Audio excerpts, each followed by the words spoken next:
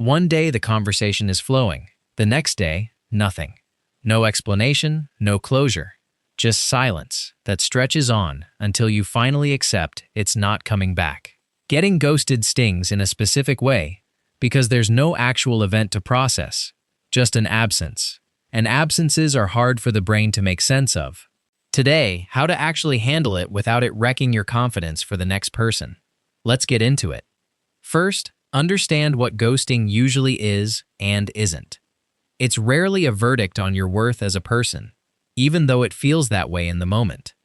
Most of the time, it's someone avoiding a mildly uncomfortable conversation, losing interest for reasons that have nothing to do with you specifically, or simply getting swept up in their own life and letting things fade without ever making a conscious decision to cut it off. The silence says more about their comfort with conflict than it says about you.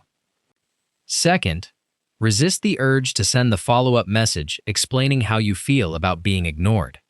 It's tempting to want closure, to lay out exactly how confusing and disrespectful the silence felt, hoping it prompts a response or at least gets something off your chest.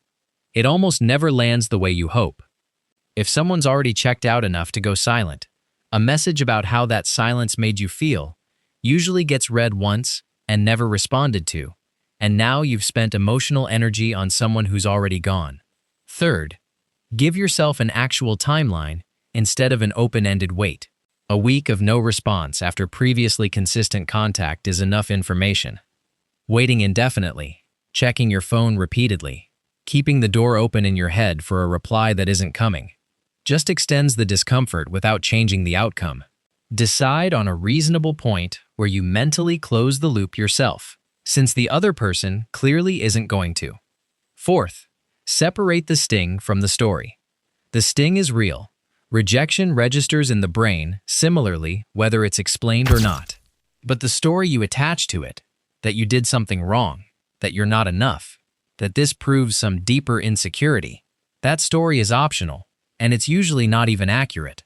Feel the sting without necessarily buying the story your brain wants to build around it.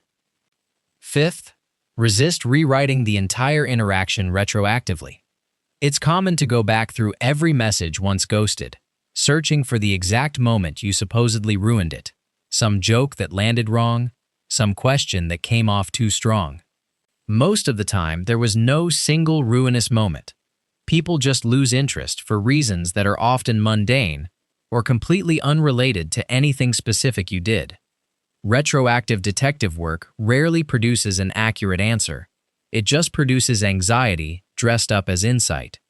Sixth, don't let one ghosting experience recalibrate how you show up with the next person. This is where real damage happens if you're not careful. Becoming guarded, less genuine, more defensive in future conversations because of one unresolved ending. The person who ghosted you doesn't get to also cost you your openness with someone new who had nothing to do with it.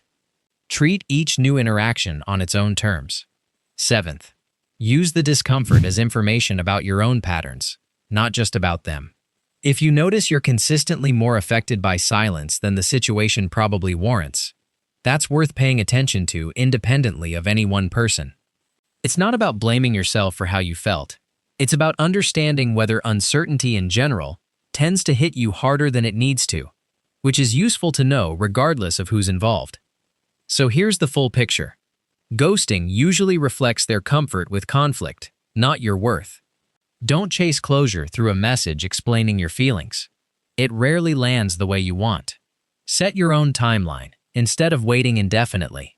Separate the real sting from the optional story your brain wants to attach to it.